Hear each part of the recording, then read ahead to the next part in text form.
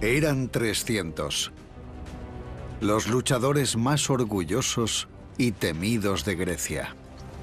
Los espartanos, liderados por su rey Leónidas. 300 guerreros que, según la leyenda, se enfrentaron durante 3 días a una tropa de 2 millones de hombres. El ejército de Jerjes, rey de reyes, soberano absoluto del gran imperio persa. En las Termópilas perdimos, pero la gloria que obtuvimos allí es una gran victoria para Esparta y para el mundo. Sabemos lo que ocurrió con todo detalle gracias al relato de un gran historiador, Heródoto, el padre de la historia. Pero ¿hasta qué punto debemos dar crédito a su relato? ¿Dónde acaba la realidad histórica y empieza el mito?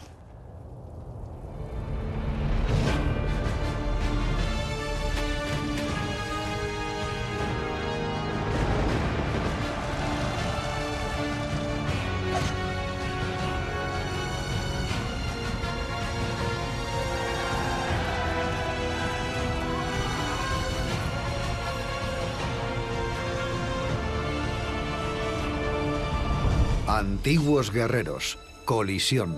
La batalla de las Termópilas.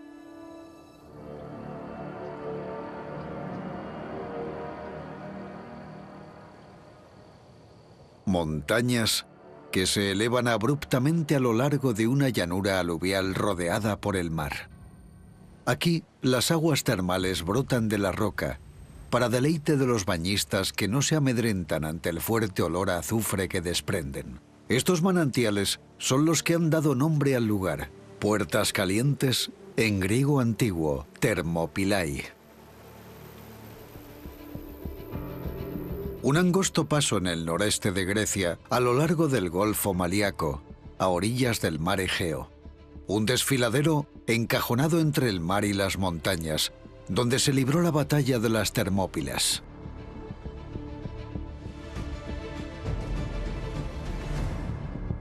En realidad, la batalla de las Termópilas no resultó decisiva, pero fue una batalla emblemática por la manera en que los espartanos se enfrentaron a los persas. Todo comienza la tarde del 13 de agosto del año 480 a.C. Ese día, la primera línea del poderoso ejército persa, procedente de Tesalia, en el norte de Grecia, llega a la entrada del desfiladero de las Termópilas. Frente a ellos, un grupo de guerreros ocupa toda la anchura del desfiladero. Griegos bien armados y con cascos, decididos a defender el paso, el único en esta escarpada costa que permitiría a las hordas persas continuar hacia el sur y llegar a Atenas. Hoy en día es difícil reconocer la ubicación donde tuvo lugar este enfrentamiento. Las orillas del mar Egeo se encuentran ahora a 5 kilómetros del lugar donde se desarrolló la batalla. Pero hace 2500 años, las olas rompían al pie de las montañas.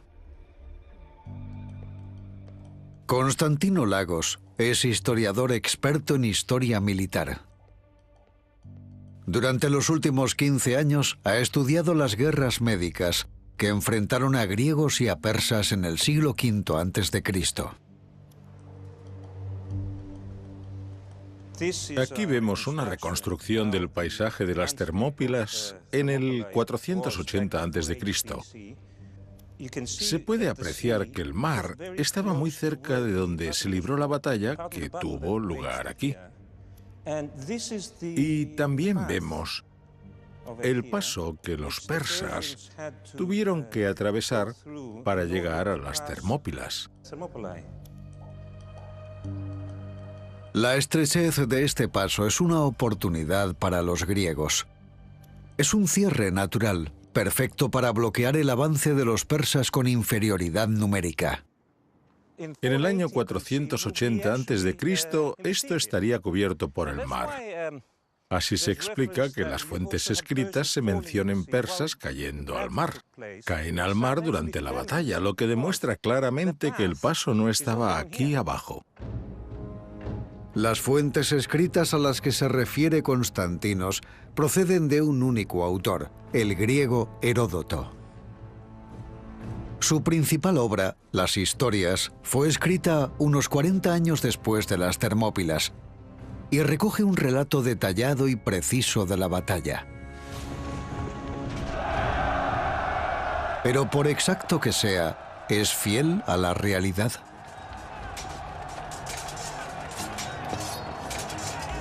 Hizo lo que llamaríamos una investigación.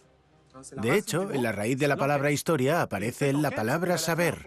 Y realizó esta investigación con personas que habían vivido los hechos, así que si le damos crédito a Heródoto es porque confiamos en él, porque es el único que ha informado de los testimonios de personas que vivieron estas batallas. Evidentemente debemos ser prudentes porque tiene una perspectiva griega, pero por desgracia es la única fuente que tenemos. Cuando Heródoto recuenta el ejército en las Termópilas, arroja cifras asombrosas. Calcula que el ejército persa contaba con más de 2 millones de soldados. Según los investigadores actuales, la cifra se acerca más a entre 150.000 y 300.000 luchadores de primera línea. Esta cifra representa no 10 veces el ejército ateniense, sino 10 veces toda la población masculina de Atenas. Es increíble. También se trata de una táctica persa, que exagera sus fuerzas para que los griegos se sometan inmediatamente y no tengan la ambición de enfrentarse a ellos. En el siglo V, Persia es una auténtica superpotencia, el mayor imperio que el mundo haya conocido jamás. Se extiende de este a oeste, desde los confines de la India hasta el Mediterráneo. En el norte alcanza el Cáucaso, mientras que en el sur abarca Egipto. Un estado centralizado gobernado con puño de hierro por una dinastía cuyos monarcas se hacen llamar los Reyes de Reyes. A cualquier potencia imperial le resulta difícil detener su propia expansión hasta que se topa con un obstáculo. Y los persas continuaron su expansión hasta que se encontraron con hombres que, en lugar de someterse, querían vivir libres. Los hombres que aman la libertad son los griegos. Pero a diferencia del imperio persa, el mundo griego está formado por una serie de ciudades independientes y a menudo rivales. La política griega de la época era un caos. Había un montón de ciudades-estado en guerra entre sí y con intereses muy diversos. Las ciudades-estado griegas se extienden a ambos lados del mar Egeo. En el lado europeo, en la zona de la actual Grecia, Esparta y Atenas son las más poderosas. En el lado asiático, en Jonia, Mileto, Éfeso y Focea no tienen nada que envidiarles. Pero a finales del siglo VI a.C., el imperio persa se expande hacia el oeste, sometiendo una a una las ciudades griegas de la actual costa turca. En el año 500 a.C. se rebelan rechazando la autoridad del rey de reyes, Darío el Grande. Dos ciudades, Atenas y Eretria, acudieron en ayuda de esta rebelión un año después de que comenzara. La ayuda no fue muy cuantiosa, sino que consistió en unos pocos barcos y algunos millares de hombres. Cuando la revuelta queda finalmente doblegada tras 6 años de guerra, el rey de reyes, Darío, lanza una expedición de castigo contra Atenas, que había tenido la insolencia de apoyar a las ciudades rebeldes. Resulta un fracaso.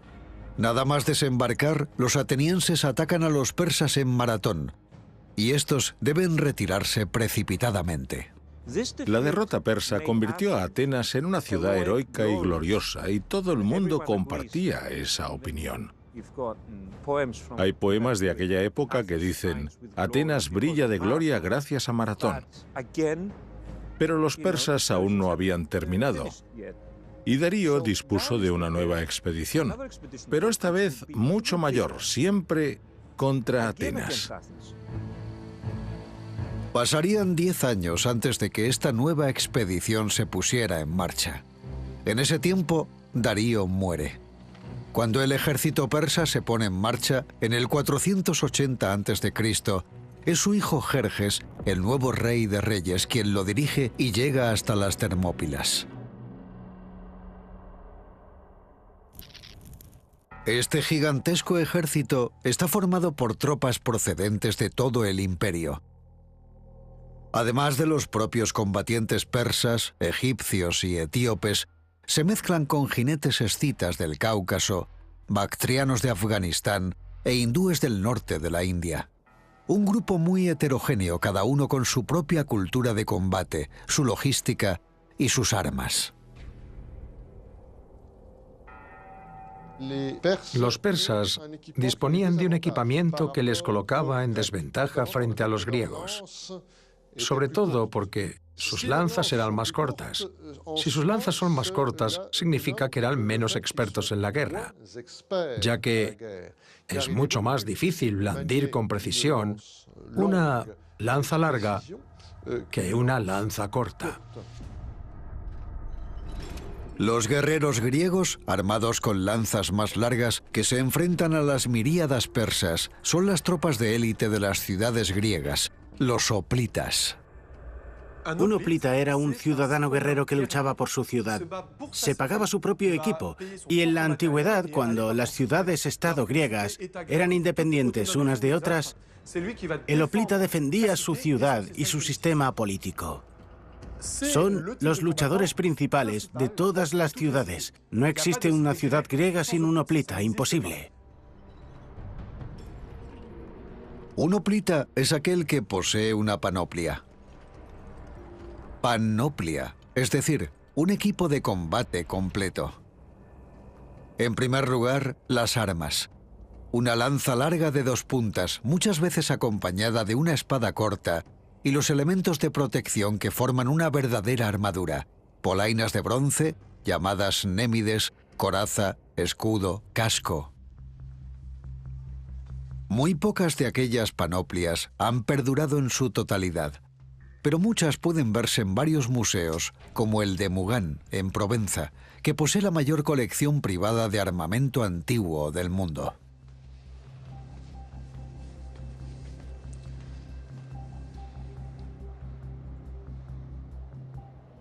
Este es el casco emblemático de las guerras médicas. Lo podríamos llamar el rostro de la guerra en el mundo griego. Era el modelo que llevaban la mayoría de los hoplitas griegos. En la parte posterior hay un cubrecuellos que desciende bastante, dando a los combatientes protección desde el cráneo hasta el cuello. Por delante hay aberturas a la altura de los ojos que se ensanchan hacia afuera. Si el soldado recibe golpes de lanza, aquí tenemos unas guías que están trazadas con bastante precisión, que guían la hoja hacia el exterior de los ojos y no hacia el interior. Durante mucho tiempo se afirmaba que los yelmos se fundían porque es bronce y que se moldeaban, pero en realidad la mayoría de los cascos y hallazgos arqueológicos se fabricaron con martillo. La acción del martillo, por una parte, estira el metal y, sobre todo, consolida y solidifica el bronce.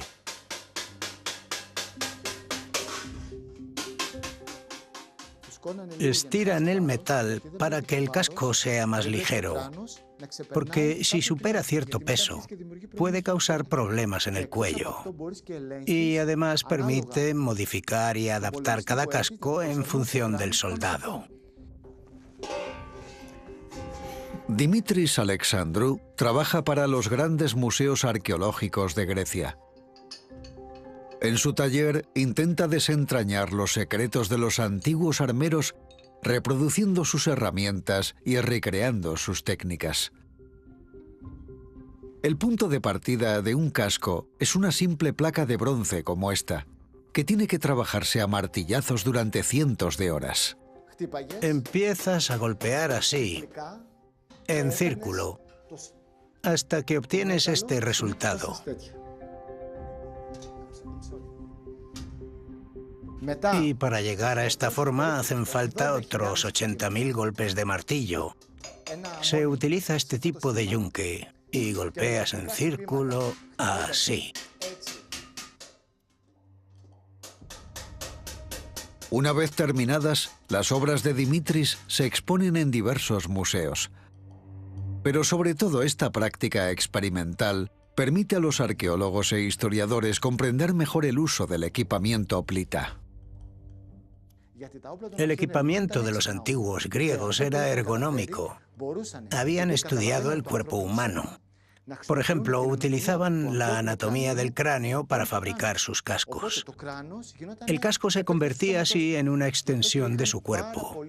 Por eso estaban tan bien protegidos y por eso morían pocos en combate. Y así fue como acabaron venciendo. Con casco y armadura ergonómica, los hoplitas son unidades de infantería pesada, perfectos para mantener una posición. Y eso es exactamente lo que se proponen hacer contra los persas. Los hoplitas griegos, con un equipamiento muy defensivo, fueron capaces de mantener el paso durante mucho tiempo frente a los combatientes persas, incapaces de desplegar todas sus fuerzas.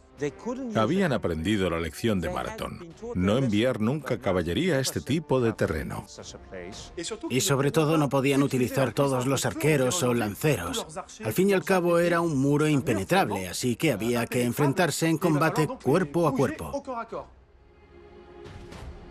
La mañana del 14 de agosto del 480, Jerjes envía a un explorador a inspeccionar el campamento griego. Y lo que le comunica a su rey le sorprende muchísimo. Los griegos practican tranquilamente gimnasia y sobre todo se peinan. Como no lo entendía, Jerjes consultó a un experto. Dicho experto era un antiguo rey de Esparta, Demarato, que estaba exiliado con él. Demarato le dijo: «Ten cuidado, te enfrentas a los mejores guerreros del mundo. Resistirán y morirán antes que rendirse».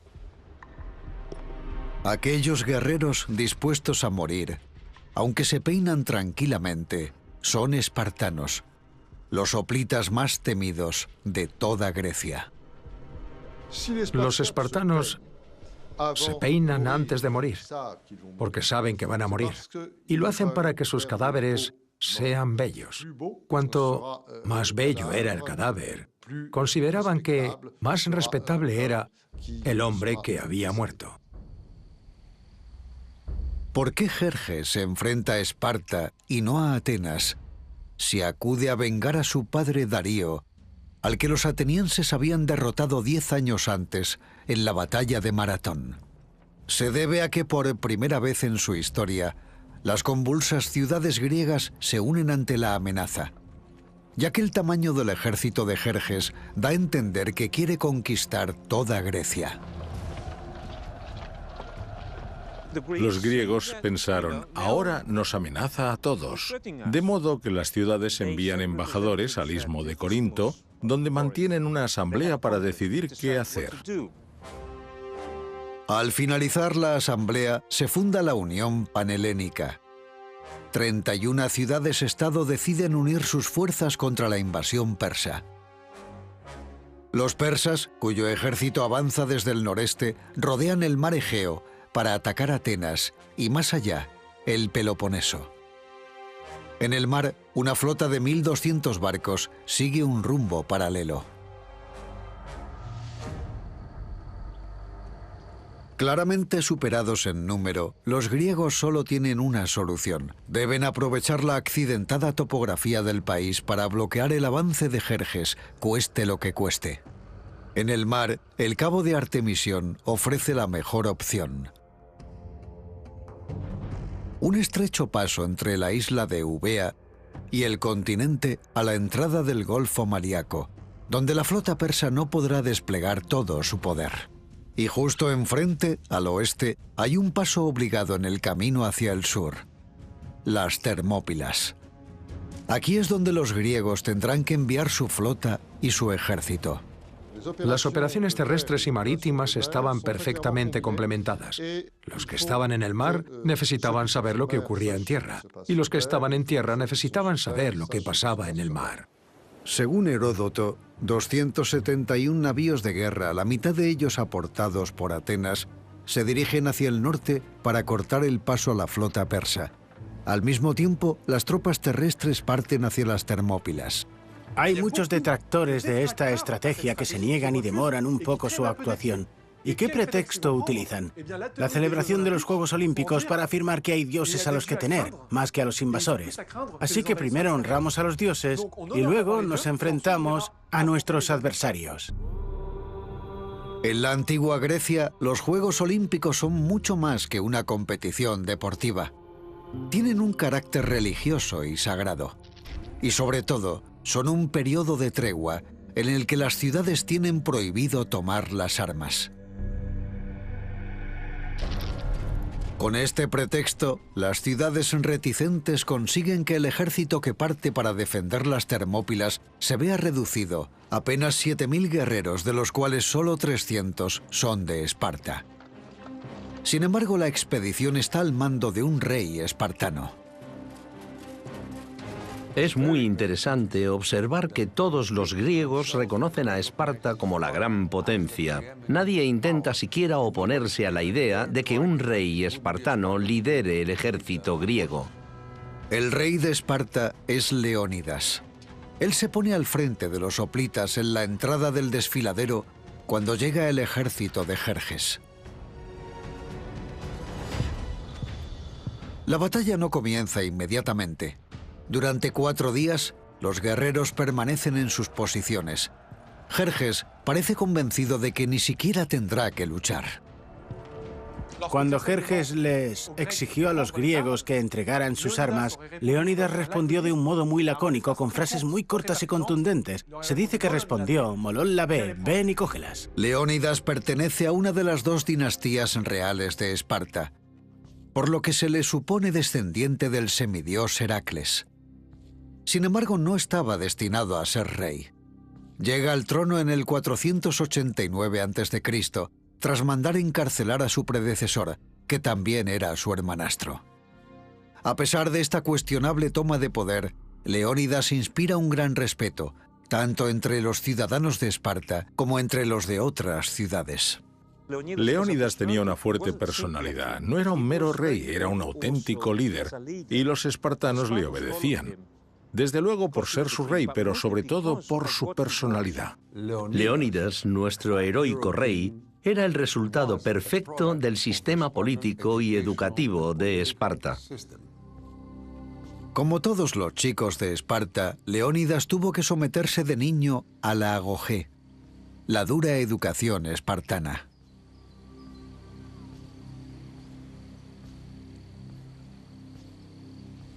Desde el principio acostumbran a los niños a vivir en la adversidad. Les privan de zapatos para que se acostumbren a andar descalzos en cualquier circunstancia y en todos los lugares. Y además solo reciben una prenda de ropa, demasiado fría en invierno y muy calurosa en verano.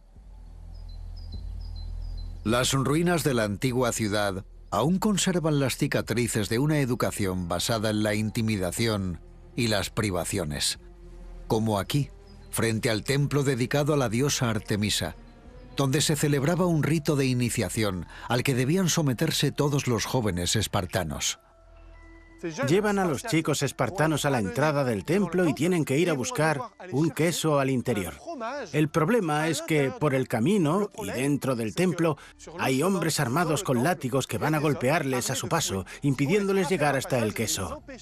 Los jóvenes tenían que entrar, aguantar los latigazos, coger el queso y volver a salir para llevárselos a su comunidad. Por tanto, se les enseña que con esfuerzo y sufrimiento se adquiere un estatus social importante en la ciudad. El objetivo de la educación era que los jóvenes fueran más resistentes para que pudieran reaccionar con mayor eficacia en la guerra. El fin de la educación era conseguir guerreros eficientes. Tras 4 días de negociaciones y observación, comienza la lucha. El primer día de combate, Jerjes inicia un ataque frontal. Ante él, Leónidas había colocado a sus 300 espartanos en primera línea. Ocupan toda la anchura del paso, protegidos a su izquierda por las laderas de la montaña y a su derecha por el escarpado acantilado, coronado con los restos de una antigua fortificación.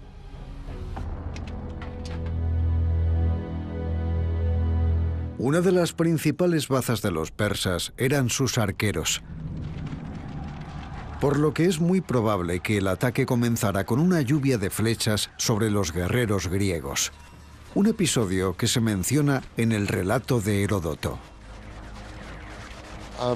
En un momento dado, alguien señala que las flechas que lanzan los persas son tan numerosas que ocultan el sol. Y el espartano Dieneces responde: mejor lucharemos a la sombra. Jerjes ordena a la infantería que ataque. Seguro de que los griegos se desmoronarían al primer golpe, exige que le traigan vivos a los arrogantes espartanos. Pero en este estrecho campo de batalla, el gigantesco ejército persa no puede desplegar todo su poder y se estrella contra el muro de lanzas y escudos de los hoplitas. Lo único que juega a favor de los griegos es su experiencia en la guerra cuerpo a cuerpo y también el hecho de que son capaces de cubrirse con un muro de escudos muy protector y sufrir pocas bajas. No es el caso de los persas. ¡En guardia! ¡Compactad! Este muro impenetrable de escudos es la falange. ¡En falange! Una formación de batalla cerrada y perfectamente coordinada que los griegos habían perfeccionado y en su momento fueron los únicos en dominar. Vincent Torres estudia historia del movimiento. Como experto en la falange, intenta reconstruir los movimientos de los hoplitas en formación durante un combate. ¡Compactad la falange! ¡Atención! ¡En guardia! ¡En falange! En esta posición, el escudo del guerrero de la izquierda cubre el escudo del guerrero de la derecha, por lo que los dos escudos están unidos. Aquí, si empujo a ambos guerreros. Cuando hay un impacto con otra línea, incluso si... Imaginemos que las lanzas no me tocan y paso entre ellas, voy a empujar no a un guerrero, sino a dos. Y si logro avanzar gracias a mi formación y empujo, la segunda línea avanzará y ganará en densidad y luego la tercera. Cuando la formación avanza, caballeros, hacia adelante, ¡marchad!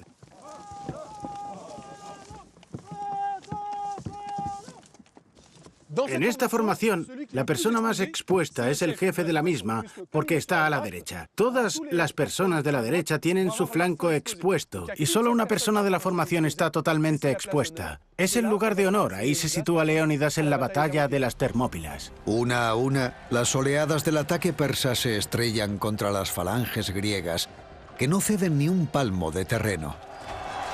Desesperado, Jerjes ordena a sus mejores tropas que se coloquen en primera línea. Jerjes envía a los inmortales, su guardia personal. Van a donde vaya el rey. Se llaman inmortales porque si uno de ellos muere o resulta herido, siempre habrá alguien que lo sustituya. Son nobles, la élite de la élite, pero no lograron un mejor resultado que los otros guerreros. Los inmortales representan el poder del rey de reyes.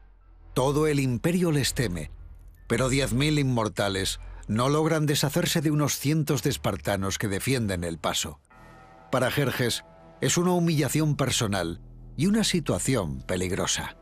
Jerjes casi se cae de su asiento 3 veces. Eso significa que su poder se tambalea, porque incluso temía que, al final, los griegos derrotaran a su ejército y lo atraparan. La batalla dura todo el día. Las falanges griegas hacen retroceder una y otra vez a los soldados persas. Cuando se detiene la lucha, el ejército persa deja un gran número de muertos en el campo de batalla. Los griegos, casi ninguno.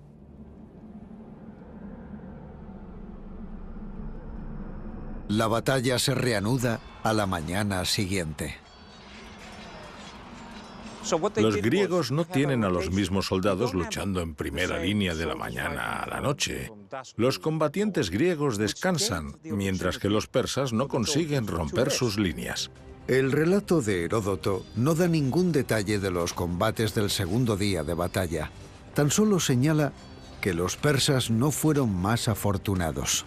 Heródoto también menciona una táctica que utilizaron los espartanos, que consiste en fingir una retirada para poder matar al mayor número posible de persas. Así que no solo hay una línea que es imposible de romper. En ciertos momentos esta línea parece ceder, pero es una farsa, es fingido, es una trampa. Otro antiguo historiador, Jenofonte, describió con detalle esta maniobra espartana. Es la conversión lacedemonia. Para ser totalmente eficaz, debía realizarse con una coordinación perfecta. Los hoplitas rompen primero el muro de escudos. La primera línea, de espaldas al enemigo, pasa entonces a la retaguardia de la falange, deslizándose entre las filas. La segunda línea sigue el ejemplo, y así sucesivamente, hasta que la falange se restablece pero de espaldas al enemigo. Cuando el enemigo cambia de tropas, empieza a mostrar la espalda y a fingir la retirada. Y los soldados frente a ellos dicen, de acuerdo, ahora tenemos que atacar. Nos están dando la espalda. Cuando empiezan a correr hacia adelante se deshacen las filas. Los espartanos dan media vuelta y cierran su falange. ¡Dos! ¡Falange! ¡Un! ¡Dos! ¡Falange! Aquí lo hemos hecho muy despacio, pero ellos lo hacían mucho más rápido y atacando al ejército contrario. ¡Un! ¡Dos! ¡Falange! Según Jenofonte, es casi imposible realizar esta maniobra en el fragor de la batalla, salvo para aquellos griegos que han sido educados según las leyes de Esparta. Lo que hacía especial a Esparta era que los ciudadanos soldados eran hombres que querían especializarse tanto en el ámbito político como en el ámbito militar. Esparta, la ciudad guerrera, tiene un sistema político sin parangón entre las ciudades griegas. Los ciudadanos se llaman homoi, que significa semejantes. Se reúnen aquí, en el ágora, para votar sus leyes. Leyes que solo puede proponer la Jerusía, un consejo de 28 ancianos.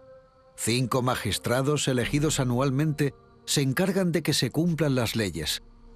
En lo alto de la jerarquía se encuentran 2 reyes, cuya única función es la de señores de la guerra.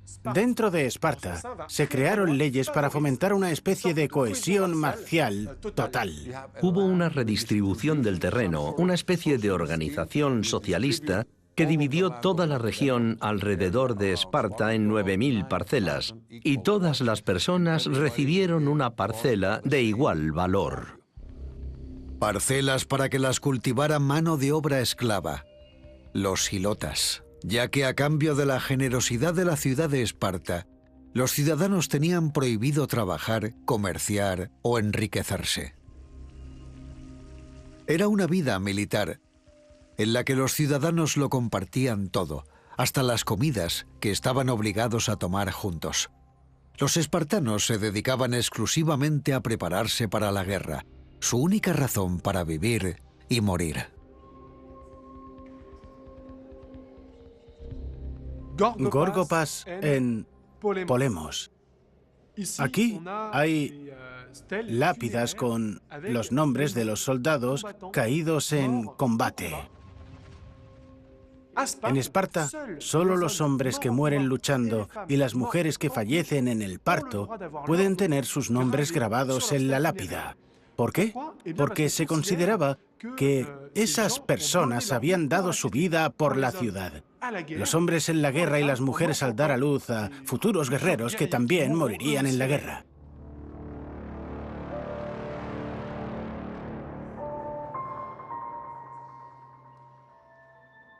Cuando el rey Leónidas partió hacia las Termópilas, todo el mundo le dijo, «Solo vas con 300 hombres, no es suficiente». Y su respuesta fue totalmente desgarradora. Para lo que debemos hacer es más que suficiente porque vamos allí a morir.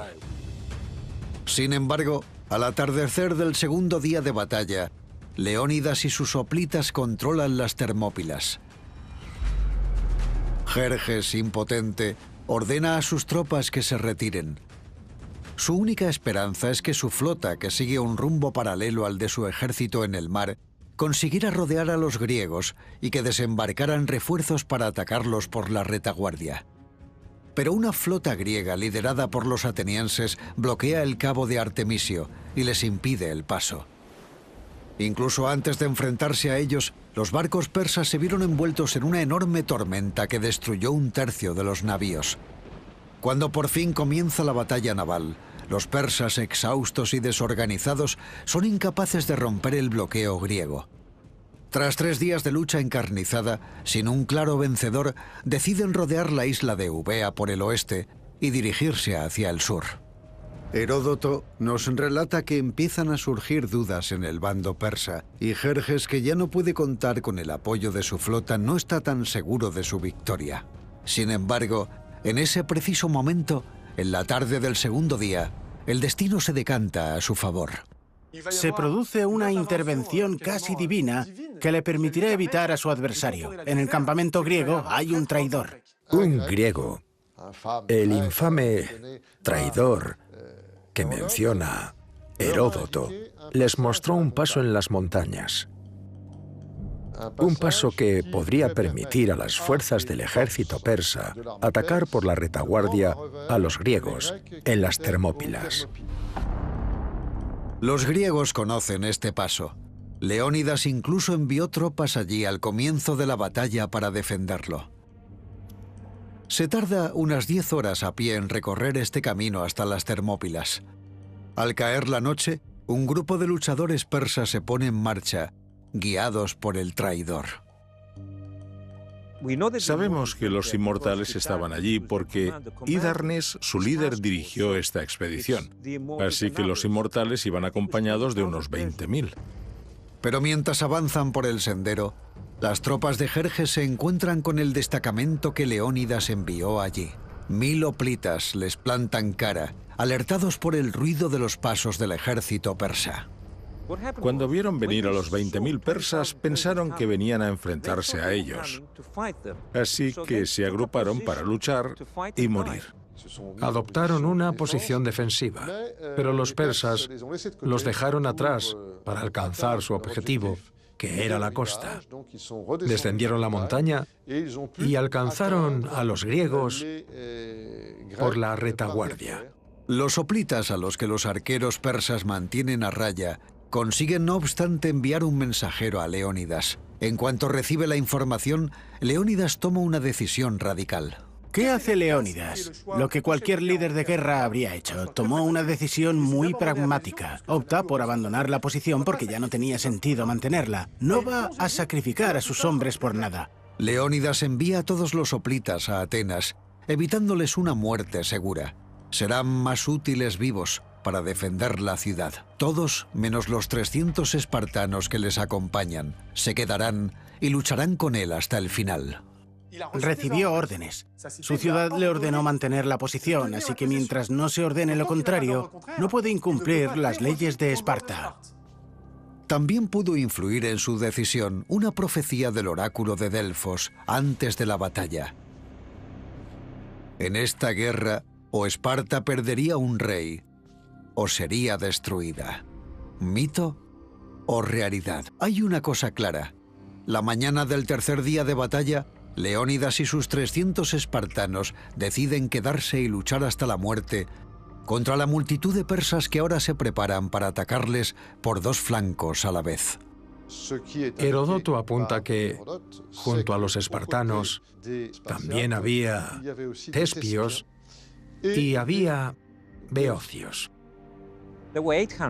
Eran 800 en total, lo que significa que hay 300 espartanos y tespios en número similar. Pero hay una gran diferencia. Los espartanos representaban un pequeño porcentaje de su ejército. En cambio, para los tespios era todo su ejército. 1000 hoplitas rodean a Leónidas en la batalla final. Hoplitas, pero quizá también hilotas, los esclavos de los espartanos, que según los restos arqueológicos les acompañan a la guerra, y a veces incluso participan en los combates. Aquí vemos un ejército en marcha. Aquí tenemos a los guerreros caminando, pero también a los esclavos, los ayudantes de campo, que también llevarán cascos y a veces jabalinas. Eso es exactamente lo que ocurrió en las Termópilas. Los silotas que acompañaban a los espartanos actuaban como sus ayudantes de campo, mientras que los espartanos seguramente llevaban sus armas durante la marcha. Los silotas llevaban todo lo necesario para la vida en el campamento.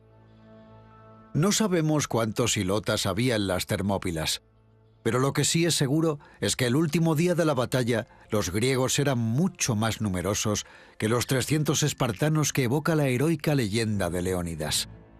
Pero incluso si había 1.500 o 2.000 griegos enfrentándose a los persas aquel día, seguían superándolos en número entre 150 y 200 veces. Sin embargo, en lugar de esperar el golpe y defender su posición, Leónidas les ordena atacar.